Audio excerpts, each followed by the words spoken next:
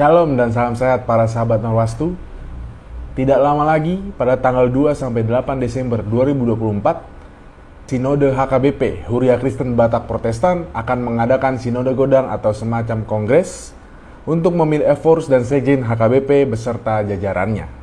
Sudah ada 3 pendeta HKBP yang menyatakan akan maju menjadi calon Evorus HKBP. Yang pertama, yaitu pendeta Malinus Siregar Magister Teologia, yang sekarang menjabat sebagai Ketua Rapat Pendeta HKBP dan Pendeta Jemaat HKBP Taman Mini Jakarta Timur. Dan yang kedua, ada Pendeta Dr. Roida Situmorang, pendeta perempuan yang cerdas dan melayani di HKBP Menteng, Jakarta. Lalu yang ketiga, ada Pendeta Dr. Victor Vinambunan, yang sekarang menjabat sebagai Sekjen HKBP dan mantan Rektor STT HKBP Nomensen Pematang Siantar. Ketiga pendeta ini merupakan pendeta yang hebat dan inspiratif, seperti pendeta Malinus Siregar. Selain melayani di Indonesia, dia juga pernah melayani di California, Amerika Serikat. Ia mengatakan bahwa ia pendeta yang tidak takut untuk dikritik. Ia juga meminta jemaat HKBP agar mendoakan para pemilih di Sinode Godang HKBP agar dibimbing Tuhan untuk memilih pemimpin yang terbaik untuk HKBP. Mari kita simak videonya.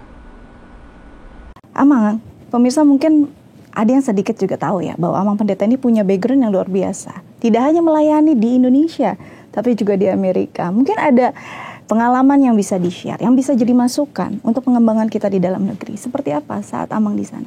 Ya memang sangat beda ya pengalaman kita di sana dengan resources yang terbatas waktu itu ya. Pada awal kita memulai pelayanan kita, banyak pekerjaan-pekerjaan yang mungkin tidak pernah kita lakukan di Indonesia ini. Mungkin katakan saja misalnya, sebagai pendeta kita memiliki tanggung jawab yang langsung untuk mempersiapkan hal-hal yang diperlukan oleh jemaat. Misalnya kita pergi lebih awal ke gereja, kita yang membuka gereja, mempersiapkan apa yang diperlukan untuk menyambut jemaat.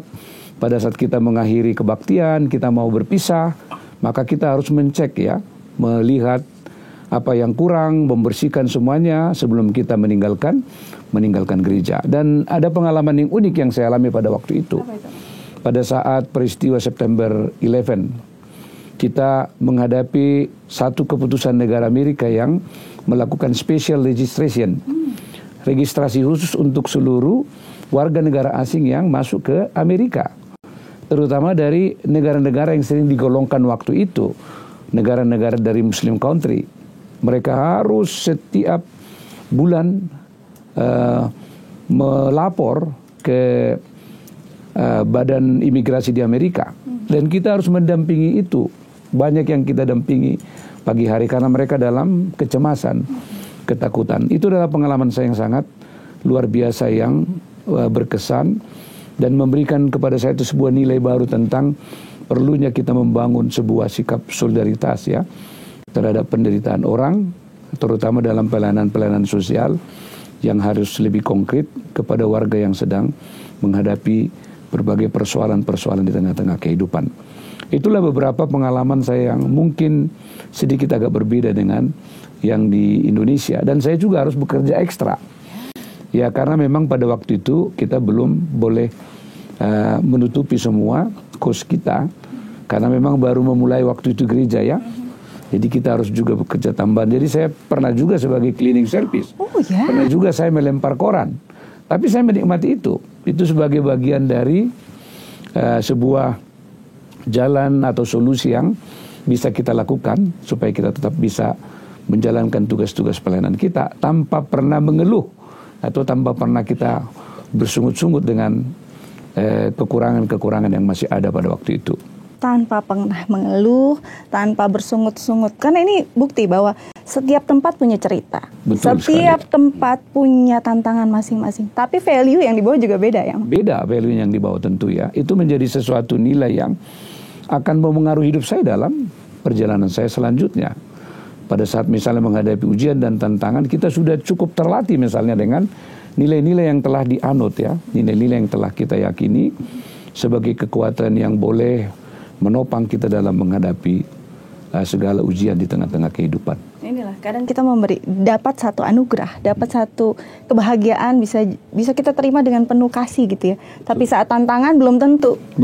Tapi Amang bisa melakukannya, justru menjadi value baru dalam hidup dan menjadi pondasi yang lebih kuat. Ada satu hal yang saya kutip juga tentang karakter Amang yang menurut saya juga perlu jadi teladan untuk anak saat ini ya, para milenial dan Gen Z dan juga mungkin banyak orang. Saya bukan pribadi yang takut untuk dikritik. Saya pribadi yang terbuka. Sulit loh menemukan orang yang mau dikritik saat ini. Maunya dipuji biasanya. Betul. Kenapa terbuka akan kritik? Ya memang ini tantangan kita secara umum ya. Ini natur manusia memang selalu ingin diglorifikasi ya. Supaya mereka mendapatkan sebuah pengakuan yang membuat mereka merasa percaya diri. Tetapi seorang pemimpin harus lebih tanggap dan lebih terbuka untuk menerima kritik. Sebab kritik itu kan bukan hanya sebuah jalan untuk merendahkan atau melihat kelemahan orang lain, tetapi justru itu sebenarnya sebuah media yang cukup membuka ruang untuk seorang pemimpin misalnya melihat bahwa masih ada kekurangan-kekurangan yang harus diperbaiki. Karena tentu dalam hidup kita ini kita tidak sempurna. Kita membutuhkan banyak masukan-masukan bahkan kritik. Karena kadang-kadang kita mungkin merasa bahwa apa yang kita lakukan itu sudah cukup baik. Padahal belum tentu. Ada orang yang melihat dari angle-angle yang berbeda. Dan itu tentu akan menolong kita untuk lebih baik lagi, lebih optimal lagi untuk melakukan sesuatu atau melakukan kegiatan atau program di tengah-tengah pelayanan kita. Dan kritik tentu harus kita dengarkan dengan baik. Nggak perlu langsung banyak baper gitu ya. Kalau masih baper pemimpin gereja masih mau baper misalnya dengan kritikan warga, itu tentu tidak siap menghadapi realitas hidup kita sekarang ini, di mana ya semua hal harus terus-menerus diuji, terus-menerus misalnya dikritisi, apakah itu yang terbaik. Nah bahkan kalau kita misalnya dalam dunia bisnis yang umum, produk-produk sebuah misalnya korporasi tertentu kan selalu diuji kualitasnya. Bahkan hampir di semua lembaga sekarang ada lembaga yang dibentuk untuk menguji kualitas bisnis mereka itu misalnya. Apalagi gereja yang berurusan dengan surga itu ya harus lebih punya nilai yang berbeda lah ya daripada apa yang umum misalnya dalam ruang publik yang kita kenal. Ya bayangkan memimpin jutaan jemaat dengan jutaan kepala, banyak pemikiran, banyak kritikan. Yang harus diubah cara pandangnya ya? Cara pandangnya satu saya pikir ya, harus diubah. Jadi harus bukan lebih membuka diri ya. Bukan seperti pedang, kritik itu jadi tangga untuk kita terus naik ke atas. Iya. Apalagi untuk ke atas ya. Ini jutaan umat pastinya. Dalam nanti Sinode Godang 2024 Desember nanti, mungkin pro dan kontra. Ada dukungan, ada mungkin sebaliknya. Namun mencintai HKBP ini kan bukan permasalahan cuma apa yang disandang gitu ya. Iya, betul ya. Mencintainya sudah bukan baru setahun 2 tahun pemirsa, 30 tahun sudah mengakar. Mungkin ada pesan Amang untuk seluruh jemaat HKBP agar bisa mungkin nanti Sinode Godang bisa bukan menjadi satu jalan untuk kita malah berseteru, merenggang, tapi untuk kita makin erat walau berbeda pandangan, walau berbeda pilihan. Silakan Amang. Ya, untuk jemaat tentu kita sangat mengharapkan doa-doa ya yang harus dipanjatkan kepada Tuhan supaya hati seluruh pemilih itu tetap mengingat bahwa mereka melakukan rapat dan sinode itu bukan hanya sebagai sebuah kegiatan yang duniawi, tapi itu sebagai pesta rohani, bahwa apa yang kita lakukan adalah sebuah pertanggungjawaban kepada Tuhan. Jadi pilihan apapun yang mereka ambil, tentu itu bukan persoalan yang utama, tetapi mereka harus mengenal dengan sungguh-sungguh siapa yang mereka harapkan dipilih untuk memimpin gereja HKBP. Karena semua calon-calon ini kan punya kualitas yang hebat-hebat lah kalau saya bisa sebut. Dan tentu mereka telah dipersiapkan Tuhan sejak lama. Seperti saya misalnya 30 tahun sudah sebagai pendeta, tentu sudah banyak melalui berbagai ujian ya, berbagai proses membentuk saya menjadi seorang pribadi yang boleh dipakai oleh Tuhan. Tentu pengalaman-pengalaman itu sangat memengaruhi bagaimana cara kita memimpin. Dan dengan calon-calon yang ada, tentu kita tidak perlu meragukan semua orang yang sudah dipersiapkan oleh Tuhan. Karena itu jemaat perlu berdoa. Mereka perlu memikirkan dengan baik, dengan pertolongan Tuhan menetapkan pilihannya dengan melihat apa yang dibutuhkan oleh gereja kita di masa-masa mendatang. Khusus bagi peserta, tentu ini sebuah ujian bagi kita. Kita menerima sebuah amanat bukan dari manusia, tetapi daripada Tuhan. Kita harus mempertimbangkan dengan nurani, dengan iman kita, bagaimana kita melihat sosok pemimpin kita yang mampu untuk membawa gereja HKBP menuju sebuah gereja yang semakin terbuka, semakin berkualitas dan tanggap terhadap tantangan-tantangan zaman ini. Lebih mampu untuk menjawab pergumulan-pergumulan kita sekarang ini, terutama untuk generasi muda. Tentu ini sebuah tantangan khusus bagi HKBP menurut saya, karena ada dilema-dilema yang belum bisa kita atasi. Ada berbagai tantangan yang sampai saat ini belum bisa diatasi oleh gereja HKBP khusus untuk generasi muda. Karena pengaruh nilai-nilai budaya kita, nilai-nilai adat kita yang memang ya yang secara sosiologis sangat memberi tempat kepada mereka yang disebut misalnya orang tua atau mereka yang sudah masuk dalam sebuah sistem sosial kita.